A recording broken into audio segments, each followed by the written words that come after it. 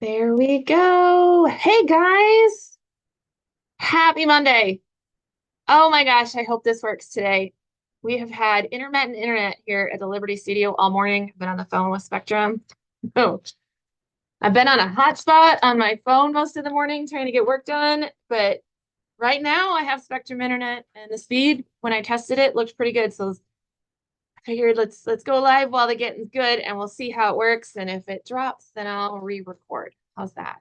I got all of my notes. We're going to talk about everything these kids are learning in classes this week. This is week 2 of September. If you missed last week's video, it's okay. You're going to get a weekly video from me every single Monday, usually earlier than this if I don't have internet problems, where we'll talk about what the kids are learning in classes. So you can just kind of know behind closed doors what things are happening. Another great way to see what's happening is to look at our Instagram stories or our Facebook stories, you know, those clips that disappear in 24 hours. You can check those. I had somebody message me concerned about like what they were seeing was all the Liberty ones. And I promise it's the same Instagram account that we use for everybody. It just may not make sense to you when I'm posting things.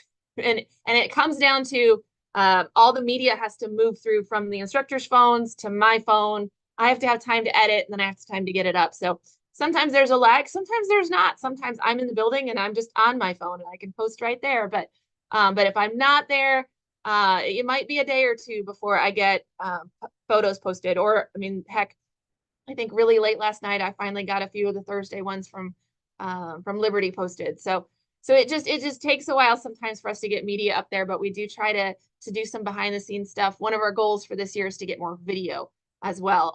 Liberty has a new camera. Both studios have a new tablet, and we're going to try to get video from classes, little video clips, so you guys can see behind the scenes. All right. But if you ever have any questions like that, do reach out and let me know kind of what you're seeing and what you have questions about so that I can get those answered. This is week 2 of September, but if you are in a Monday class, it's still week 1 for you, right? Because last week was Labor Day. You still have week 1 this week. If you want to know if you're in a Monday class, what you're doing in class this week, go watch last week's video. All right. Also, as a reminder, if you're catching the replay, which most people are, you can watch the timestamps at the bottom. So look at the timestamps in the description, and you can just watch the section that has to do with your kiddo's class. I always say maybe watch the intro, watch the section about your kid's class, and then watch the housekeeping. Best way to go. Dive right in. Here we go. It's preschool classes. So Monday's class, again, reading book with the whole, because that was what we did in last week. So you can see the photos here from some of our classes in. This is Miss Sarah here at Platt. And then this is me on a Tuesday class reading. It's a very interactive book and one of the ones that we just delight in. I love starting our year off with it because it's very engaging for our kind of gathering time. This week, we'll go to a more traditional book where we read and there's a story. So it's The Dot by Peter H. Reynolds. If you're not familiar with it, I could not be a weather person. This is a picture from the book. We're going to be making some dot art. The arrival activity is a stamping project using black paper and white paint. We were going to keep those, whatever they print, we'll keep those because in week 3, we're going to add to them. But and then the project is dot art using all sorts of different mediums to make dots, and then we're going to frame it in a gold frame, just like in the book. Our multimedia classes, we have 3 levels of multimedia classes, so we're going to go through each one of them. Multimedia classes are all doing chalk pastels this month. That's our medium for the month, is learning all about chalk pastels, and then each level has a different project. Chalk pastels are messy, so dress in art clothes, guys. Wear your art clothes. I mean, that's good for any month, but especially on this month, wear your art clothes. Our K-thirds are doing a abstract piece of artwork inspired by Reginald Laurent. We looked at art. So if you look at this picture here, this is one of the Plattwoods K-third classes, and they've got their slideshow up on the projector. One of the things we did last week in class was look at art and talk about art. And we try to curate a slideshow that has to do with either the medium that we're using or the style or the subject matter that we're going to be doing in class. And so this is what the slideshow was for K-third. There was different slideshows for 4th, 5th, and middle school, high school. Last week we did a lot of like get to know you stuff. We decorated our journals. I brought you stuff. This is a great thing about video. So I'm gonna cover up names, but you can see we started decorating the fronts of our journals. Look at those. Everybody gets a journal in there. This one has a lot of green on it. My green screen messes that up. But everybody gets a journal to keep in the studio. It's where we do a lot of, in our multimedia classes, a lot of brainstorming, a lot of like working through problems. It's also where if they finish early, they can grab their journal and do some free drawing. So this stays in the studio. We introduced that and that routine this past week. We also did some chalk pastel grid work, and we did some practicing on different techniques. So like making a gradient and making a texture, getting a highlight, doing like what's the difference between one coat versus two coats of paint. It's not really paint, it's chalk pastels, but that kind of thing. So we did a technique worksheet with our chalk pastels. You might have seen those come home, or they might have stayed here. It really just depends on the instructor and the class. This week, we're going to start our project. So in that K-3 class, they're working big. This is a 12 by 18 inch sheet of paper. It is ready to go. It's got a blue tape border on it. That blue tape will be taken off at the end. But they're going to start on this project today. Maybe their composition will go this way. I don't know. Maybe it'll go this way. They're going to learn about what a geometric shape is and what an organic shape is, and we'll practice drawing all of those. And then they will start on their composition, and however they compose it is perfectly fine. We'll get those drawn with a contour and then start filling them in with the chalk pastels. That's our K-3 classes. Our 4th and 5th in our homeschool class, they follow the same curriculum. Their project this month is a bird's eye view of a koi pond. So think of like fish swimming around in a pond and you're above it, bird's eye view.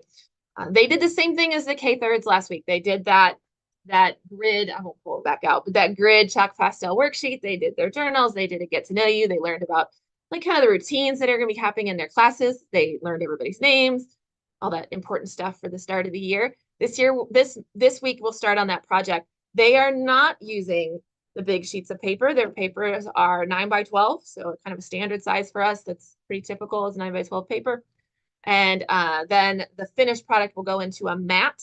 It is 11 by 14. So the opening is a little bit smaller than 9 by 12, but the mat itself is 11 by 14.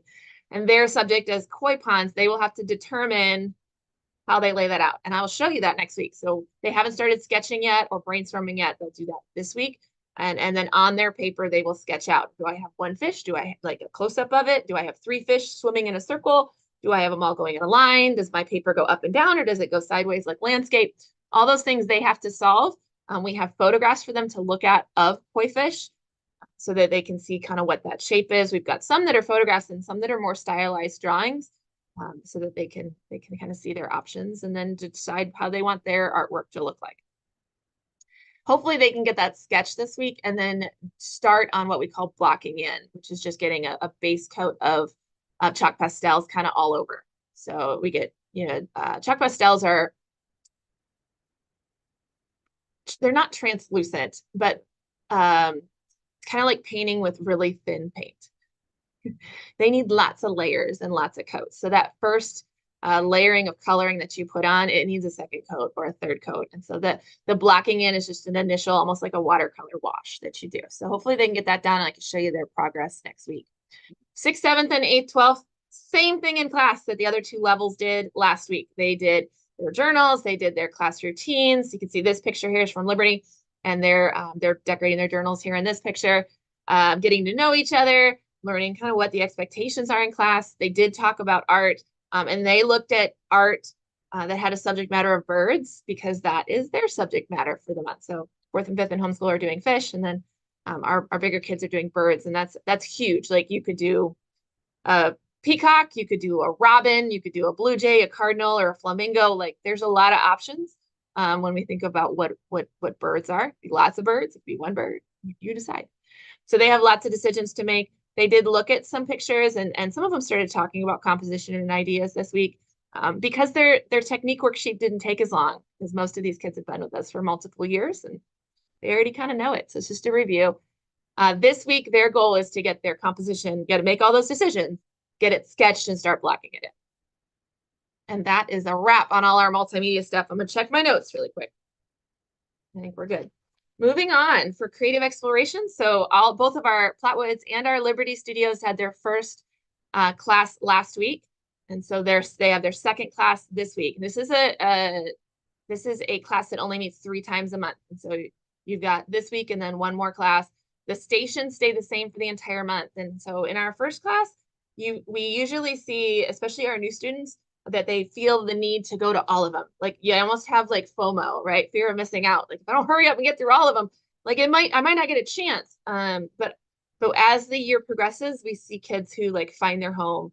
Like and they'll actually, rather than make art at every single station, every single class, and maybe make multiple rounds, that they'll find a spot and they'll go deeper into a project instead of broad.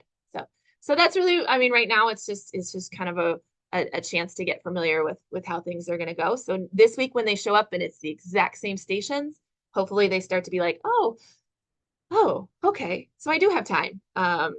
Sometimes it's a challenge for us because then we get well, I'm bored because I've already done all of it. I'm bored. And then our challenge is to stand our ground and say, really? Okay. We have to get past boredom. We have to, if we just let it ride and we get past it, they'll go deeper into something and it'll be more meaningful. So that's maybe what we'll see a little bit this week from some of our kids is we're trying to get deeper into projects. And so we'll look to push them to explore again, and this time to go with longer projects or deeper projects with some of these. That's our goal. All right. The drawing 101s. Okay, I got to switch gears here because I got to get out drawing stuff. Because I brought stuff to show you. Drawing 101 classes, they started theirs kind of similar to multimedia, where we have to do class routines and we have to, decorate our journals and get to know each other and all that stuff. But the great thing is their lesson was also part of kind of a get to know you thing. So we learned about portraiture and we got to draw a self-portrait that reflects who we are. And so I'm going to pull Post-its. I put Post-its on mine because I wrote them all notes. But so this is an example of a self-portrait from a Drawing 101 class. We worked really hard on getting facial features in the right spot, getting proportions correctly, understanding that our neck comes from way back here, not from right underneath our chin, right? It's not really super skinny, right? Our neck comes from out here. We did a lot of observation of different facial features and talked about what makes us unique. We also put these thought bubbles up at the top that help tell more about us, more than just what we look like, right? Here's another one. In this class, the kids got to really pick what drawing media they like to use. We didn't limit them on that. I also have to, if you ever wonder how I pick journals, it's not that strategic. I just grab things. But I do try to pick ones that don't have a lot of green in them because of my green screen, and then you can't see. These are some 101s. Okay, that's it. That's all I brought for 101s. So this next week, I was going to show you. So they have on their 101s, and actually in all the drawing lessons, if you get these books, on the back of the lesson is going to be the handout that talks about what that lesson was. Yeah. And what the objectives were and all that stuff. So you can always look at that. Remember, these stay here. And we're going to turn the page, and then the next page we'll do the next week's lesson. They stay here, and at the end we'll have a really great portfolio. But you are always welcome to see them as parents. We tell the kids, like, you can take it out and show your parent who's picking you up. And there's usually a drop bucket like in the lobby that you can just put them in. Okay, they don't have to bring them all the way back to the classroom, and then we'll take care of putting them into the class cubbies. So it's not a secret by any means. The reason we keep it is just strictly because it's hard to get them back if we let you take them home. So that's how that works. This week we're going to be we're kind of staying in the facial features, but we're going to work from photograph. We worked from life. That's like when I look at myself in a mirror, I'm looking from life. Or if I have a bowl of fruit in front of me, I'm working from life. If I have a photograph, that's different because the image is already pre-flattened. So we're going to look from photographs this week, and we're going to focus on our eyes. We're going to draw our eyes. This is a fun one. We're going to introduce the drawing pencils. So for those of you who don't know, there are different types of drawing pencils. So there are ones that have a really soft graphite in them and some that have a harder graphite, and there's a sliding scale. And there are reasons that you would use a different pencil. So we're going to introduce that to them. And we'll also introduce the concept of line versus value, which some of our 101s are ready for that. And it hopefully will be a light bulb moment where they can start applying and telling a difference between a line and a value and using them. Discriminate, like, in this case, I need not a line, but a value. And in this case, I need both, or in this case, I just need a line. And some of our kids don't see that. And that's okay. It's really just a development. We'll still teach it and we'll continue to put it out there. We don't ever hold somebody accountable for something they're not ready to grasp yet. It's not an age thing. It's just a matter of like, oh, and it seriously is like a flip of a switch. And so we're going to introduce that concept and then we'll kind of practice that as we go. All right. I got to switch my screen. We're going to talk about 102s. Yeah. I got to make sure I'm not missing anything. All right. Our 102s are doing benchmarks this month for realistics. We're going to do the exact same lessons again in April, just so that we can kind of see where we are. This first lesson, so last week in the 102s, we crammed a lot into it. Actually, I taught 103-2s and I was like, oh, that was a lot. So this is a 102 class, and this is actually one of Miss Grace's Thursday class. This is top notch for 102. It's like, wow, Miss Grace, I know who this is. This is really good. But you can see like she achieved her value scale, right? That looks like a ball. That's awesome. So we had these 3D forms here, lots of challenges in this drawing because we have to get not only the value, but also the proper perspective. And it was not a perspective lesson. We will do perspective lessons. But it was good to see where they were, like without having a lesson in 1 or 2 point perspective, can you draw this? And then we also did the value scale worksheet in both graphite and in charcoal. So that's what that is. And you can see she's got her little, like, this is that lesson label to label the pages here. I've got one more. Again, also a regular of ours. Not her first rodeo doing drawing 102. So great stuff. Not everybody's at that level. If it's your first time, that was a lot of lessons to cram into a benchmark. It was just a starting point. It's just so we can see kind of where you are. Again, we'll do those again. So the 102 classes are going to switch gears for the 102 realistics for this coming week. Again, it was from life, right? We put the 3D forms out. We drew from life. This week, we're going to draw from photograph. And so we have photographs, color photographs of landscapes, and we're going to use chalk pastels.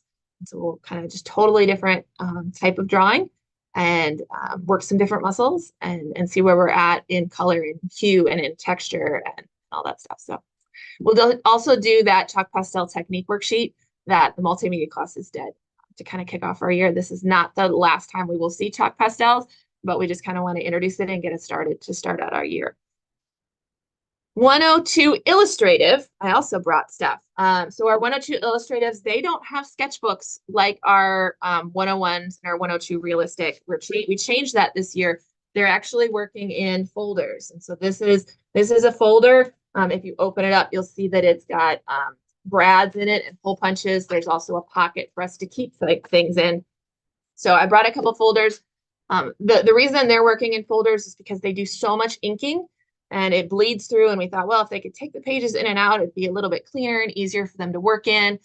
They also end up, just the nature of this class, they end up with a lot of handouts. And so this allows us to hole punch those handouts and let them keep it in their book for references. So that's why we changed it. We'll see how it works. I'm excited. I think it will work really well, but if it doesn't, we'll try something else. So our illustrative is starting with technique lessons. Their first lesson was in line weight. And so, well, I shouldn't say it was just line weight. It was line and line weight. And so we really wanted to introduce this idea that you control the line. It doesn't control you. Types of lines. And then when you draw with pencil, and then you ink in over that line, how you ink it cleanly, practicing that technique. Conceptually, that's very easy for people. In practice, it's not as easy as it sounds. And so we have to practice that skill. We have to practice drawing lines. And so we can get better at it. And, if we want it straight, it is straight. And if we want it wobbly, it is wobbly, right? And then we added weights to that line so that you can see up here, this artist has identified where her light source is, and then she's added weight. So making those lines thicker on the shadow side. There's another. Here's another really great example of some of our illustrative drawers.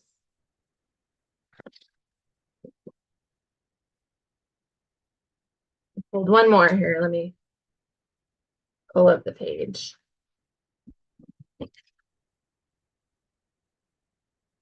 Okay. Does that make sense? Hopefully that does. That was 102 for last week, 102 illustrative for this week.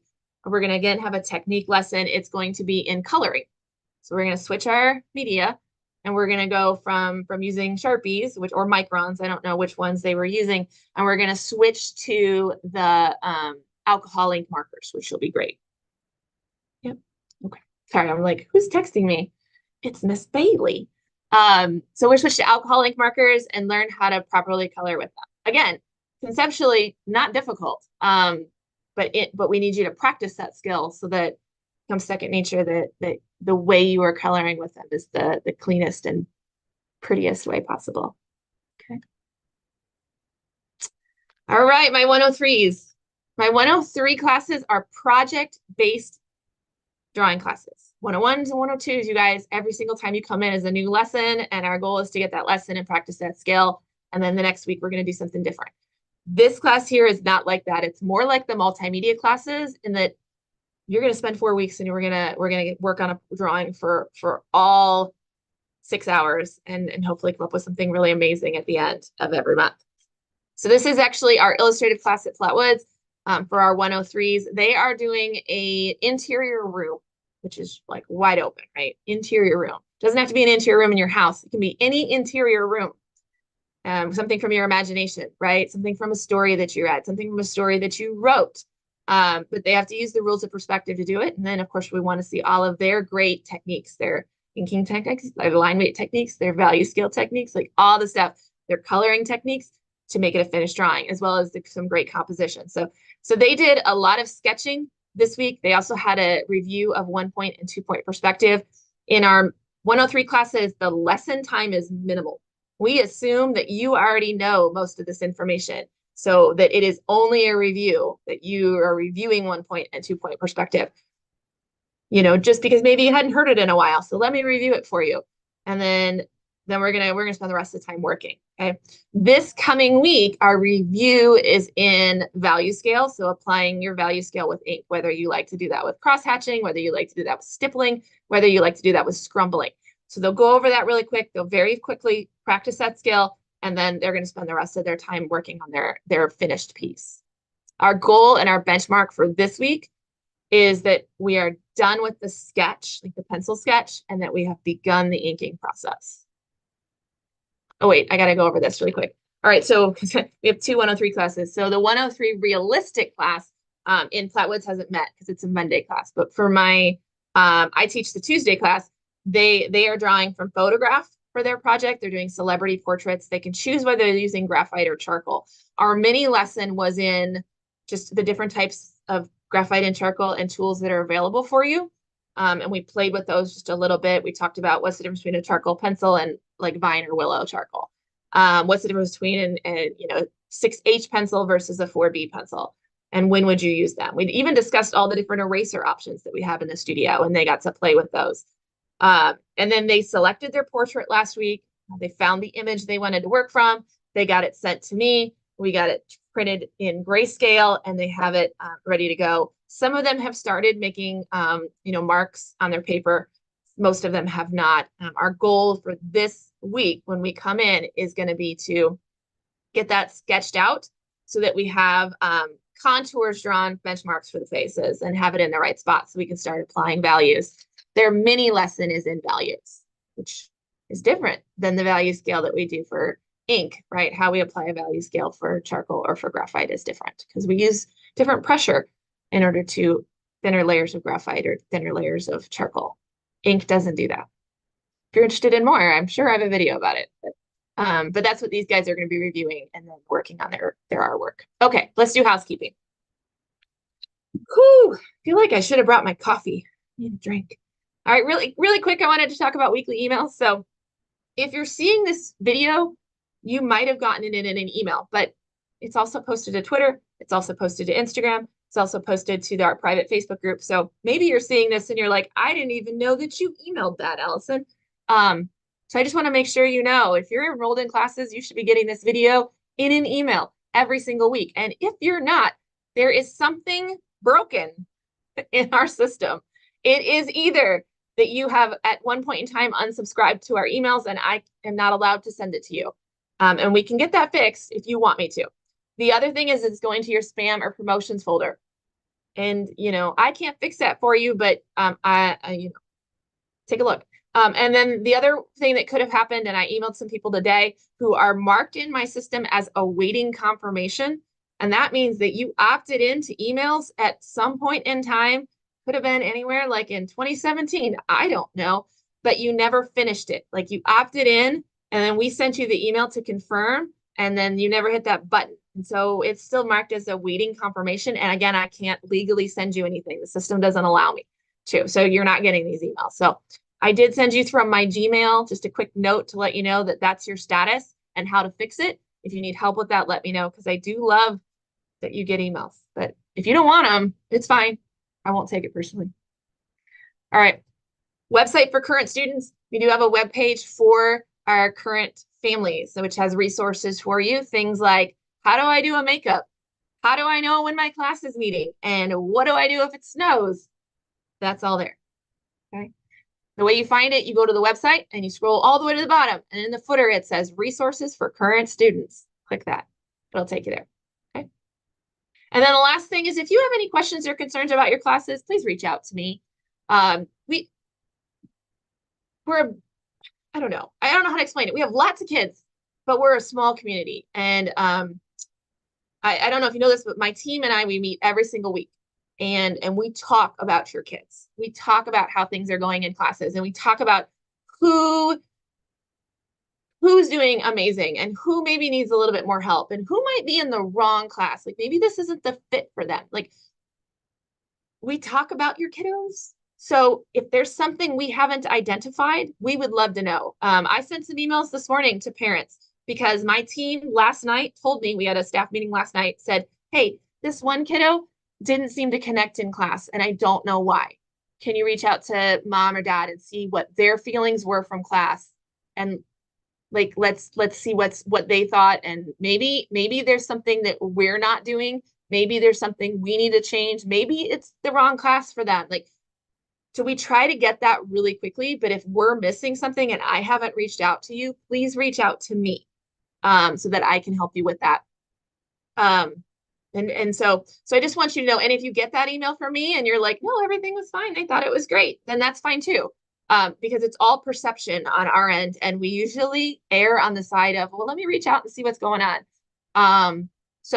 But if you have questions or concerns like, well, they came home and said they were bored the whole time, or they came home and said they didn't do anything, feel free to send me a message and I will, I'll find out more information and we'll figure it out. Okay. Same kind of thing. Like if they come home and say like it was way over their head, that happens more often in the drawing classes than in the multimedia classes. That I don't want anyone to come and feel like they're overwhelmed. Like everyone's a better drawer than me and I'm absolutely overwhelmed. Well, then let's put you in a class where you're comfortable and can succeed, that kind of stuff. So there's also classes that, especially in the drawing classes, have like an older, more experienced class. And it's, no fault. We didn't try to have that. It's just how it happened, that the entire class is people who have taken this same class 3 times, and they're older. Or we have a bunch of brand new ones that just aged into it. Those are 2 very different vibes. And we can talk about, like either moving your kiddo to a class where they'll feel more comfortable and fit in with their peers, or figuring out how to connect with them and get them what they need out of that class. So hopefully that makes sense. I know that's really fluffy and wishy-washy, but it's what I wanted to say. It's really important to me that your kids come and get what they need out of art class, because everybody comes for different reasons and everybody's in a different place. And we just want to make sure that we're meeting kids right where they are. Okay. All right. That's all I got for you guys. Let me check my notes and make sure. I think that's it. I did mention in the notes, like, if you want to contact me, the best way to reach me is with is with an email. And so I'm not always here to answer the phone. A lot of times, like right now, the phone's on silent. If it rings, I won't even, like, I don't even know. Maybe that's not true. It'll light up. But so you can always leave me a message if you do call and I'll get back to you. But like I know Platwoods' phone is almost always on silent. The best way, like, is just to send an email. Even if you send an email and say, hey, can you call me when you get a chance? I am not opposed to talking on the phone, obviously. I'll jump on a Zoom with you. We can talk on a Zoom video if you want to. I got no problem with that.